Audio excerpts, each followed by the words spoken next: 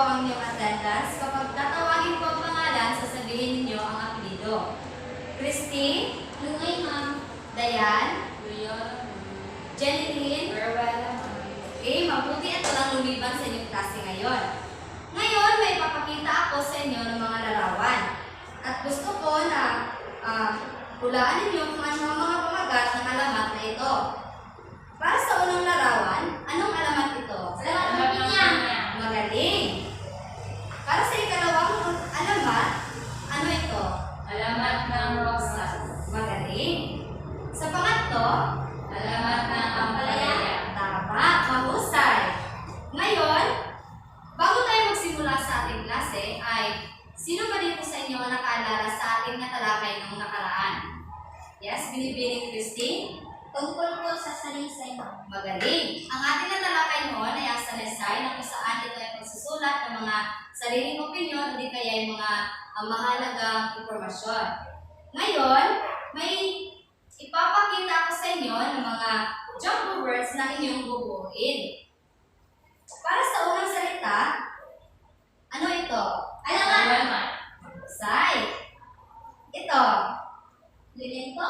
Magaling. Para sa pangatlong salita,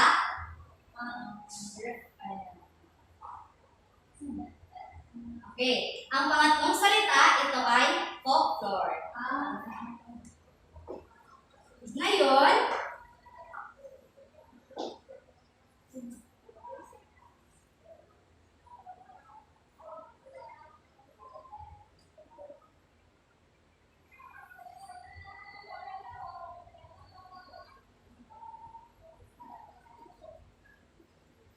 Ngayon, ang itatalakay natin ay ang kahulugan, bahagi at elemento ng alamat.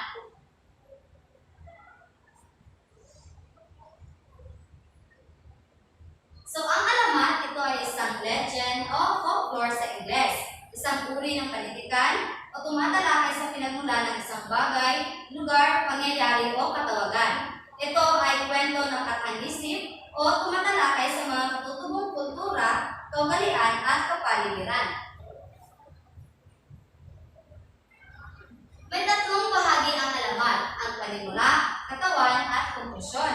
Sa panimula, kabilang ang mga tauhan, tagpuan at suliranin. So dito inilalarawan ang tauhan, ang tagpuan at ang suliranin. Sa katawan, dito binubuo ang saglit na kasiglahan, tunggalian at ang kasukdulan.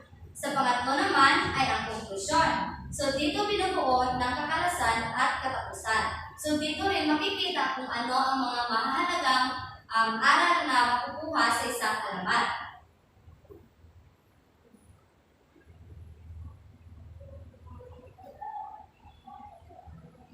Okay. Ang alamat ay mayroong 7 elemento. Ang una ay ang tauhan.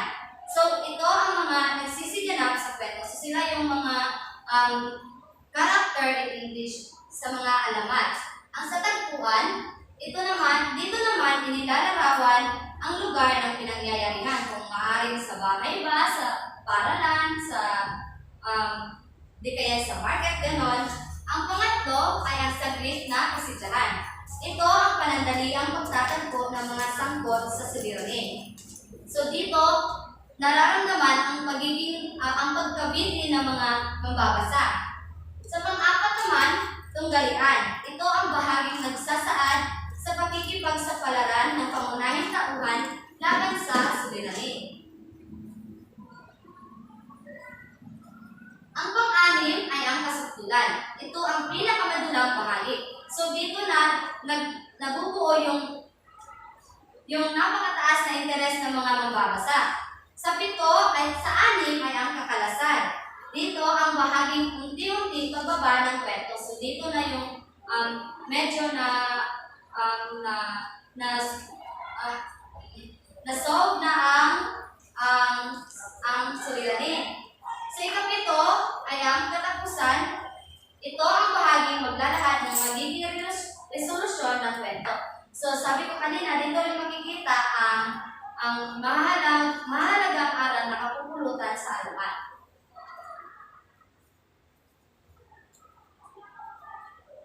Okay.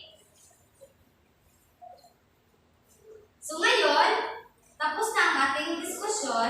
magkakaroon tayo ng group ay ng gawain. So may bibigay ako sa inyo ng mga magkakaibang alamat para sa bawat grupo. Sa unang pangkat, sa ikalawa, at sa ikatlo.